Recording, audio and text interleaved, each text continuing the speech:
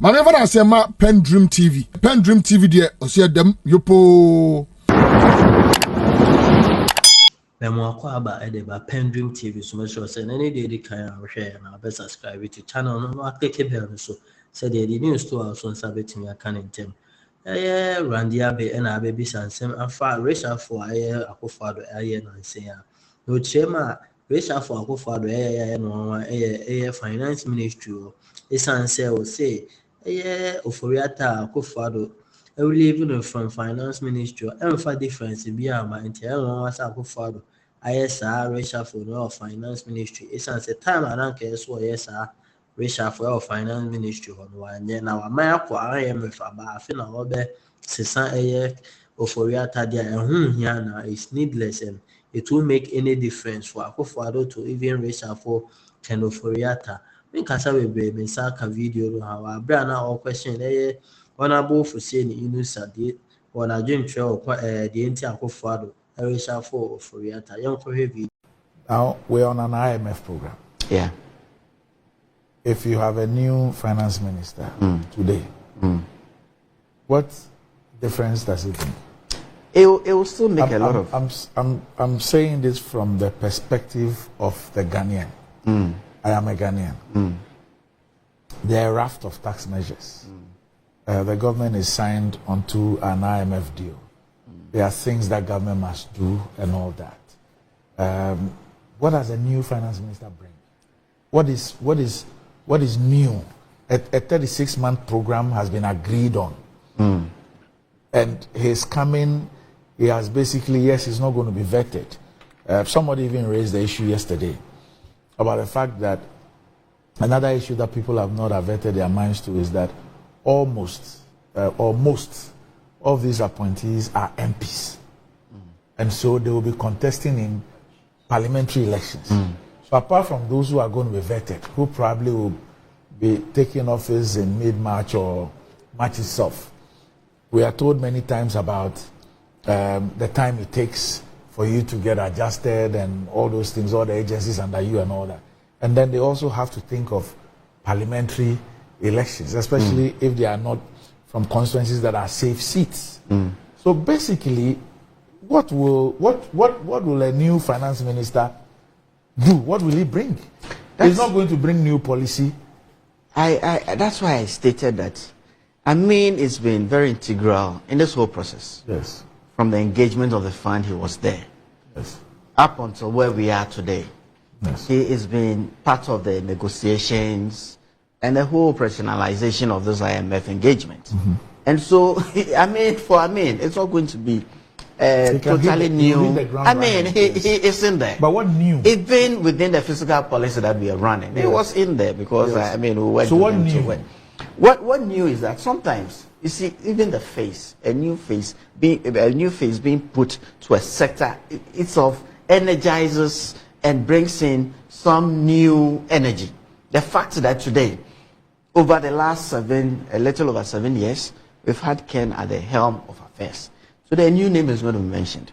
Probably somebody or something. Why I ask this is, if the new name were coming in at a time where we can be talking about a new direction, I mean convincing government to take a new direction, a new approach, a new way of doing things, then the issue of it will be refreshing to have a new. But I'm saying that with our current situation and what we've signed up to, what is a change in name going to do? A change in name will also bring. As I listened to him this morning, he was also setting out his sort of priorities. Within the fund arrangements, there are benchmarks that we need to meet. Those benchmarks, thankfully, we're on track. That's why we were able to get out the second disbursement. Our next valuation will be in about 6 months. And there are further benchmarks that have to be met, including signing on to give base, the level of accumulation of debt and all of that. I'm sure, it's also setting out here. Given that we have the fiscal policy in place, he's setting out how are we going to work on revenue generation. The ministry has been working with GRA, but he says that, look, I'm going to be very practical. I am going to be at the point where activities actually happen. He says that he is going to actually be somebody working outside of the office, and that is a different approach. Working outside of the office. What does it mean? Means that he's going to be at GRA, he's going to be at the airport. He mentioned to do what? To ensure that those people, whatever targets, whatever the people who are at those points need, to ensure that we are able to hit our targets within the fiscal policy. It's come out. So it's also going to be more practical. People have different approaches to how things are done. Somebody will probably prefer to be and that will be and make that sure will be, a system and that will be to achieve what? Oh, to ensure that we remain on track. So we're on track. We are on track. Yeah. So the outgoing minister, his approach and everything is ensure that we're on track. Yes. He's going to have, the new minister is going to have a different approach. Yeah. Which will also ensure that we're on track. Yes. But it is not just a case of being on track. But you see, as we go along the line over the 36 months, yes, the targets are kind of rolling, because there were targets we were supposed to have met within 6 months, others within a year, others within 2 years. So it is to ensure that, look, what we are doing is that we are actually on track. And for most of those ministers, the terrain in which they are going to operate. Let's take Henry Quarter, for instance. He's been deputy at the ministry before, so him going back as a substantive minister, it is a sort of a continuity. He is not totally new to the system. Let's take maybe Fati Abubakar at the information ministry. She's been very instrumental in what is happening within the ministry. So it is just but even for people like Japan Mensah, or even my very two good friends, Japan Mensah and Sly. Those are not two very different. I mean, Sly works with this team. He's been very so it is not going to be a totally new thing. I'm sure that it won't take them too much time to be able to get Japan into. Mensah is moving tourism. from energy to tourism. For tourism, I mean, he's gotten and even for. You say it won't take time for. Oh, I mean, for the Japan Mensah that you know, he's very adaptive to situations. He easily adapts to situations, and I believe and have absolute confidence in him that it will not take too much time for him to be able to settle into his new portfolio and hit the ground running. I mean, that's a term that So they're not going to ask for any honeymoon period and all of it. What do you make of the new, in quotes, architecture as far as government running of the economy is concerned? And here I'm referring to the outgoing minister now becoming a senior presidential advisor on the economy, and also the president's envoy on capital markets and something else. Investments. Is it Randy? I did mention, and it's obvious that, look, ultimate responsibility. I mean, Ghanaians voted for Nana Addo Dankwa. No, there's something they say. And he has just a minute. There's something they say. I think it's in almost all the local languages. It's like you've given out the animal, but you're holding the tail. There's a way they say it. Yeah.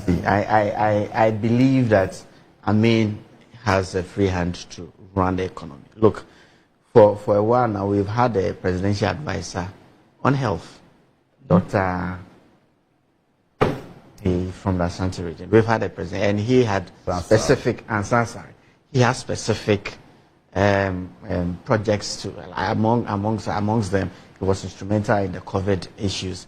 Amongst them, he is also very instrumental in Agenda 111 and the likes. What Ken is going to be doing, I suppose, is that I mentioned that because of this fund program, we need to ensure that we have that continuity and stability. I mean, Ken is be at the forefront in negotiations with the fund. He wasn't alone. He was with the central bank governor. He was with Amin. To some extent, he was even the vice president was even also very, very much in there. But Ken was at the forefront, and because of the stability and the continuity that we need.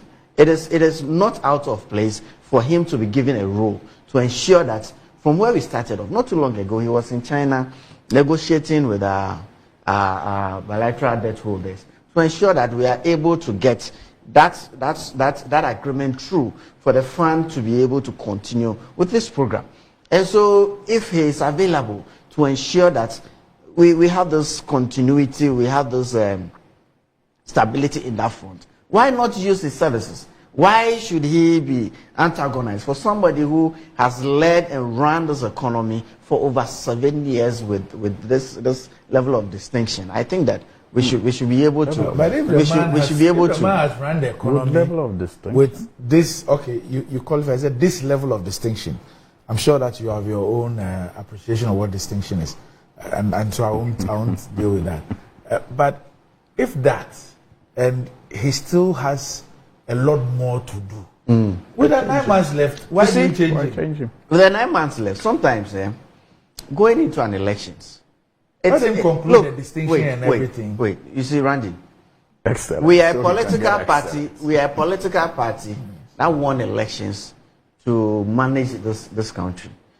We have to go back to the people to renew our mandates come November or December, whichever date the EC decides. And in doing so, this is a time when we should also be sort of listening to the people. Sometimes it is not just the ineptness or inability of somebody to do something, but it is a clamor that a lot of people are calling for that. Listen to the people, right? But ensure you are in the saddle, but continue to ensure that the right things are being done for the country, for the economy, but also listen to the people. So if the people want a new face, give the people a new face. Make sure that the new face is empowered to do what it's supposed to do. But you are in the saddle. It is your responsibility to ensure that there is not a total shake-up that will destabilize the whole process. So the semblance of the stability, continuity that Ken will offer in his new role, it's also very, very crucial. And so I don't think that there's any shift from what I personally expected to be done.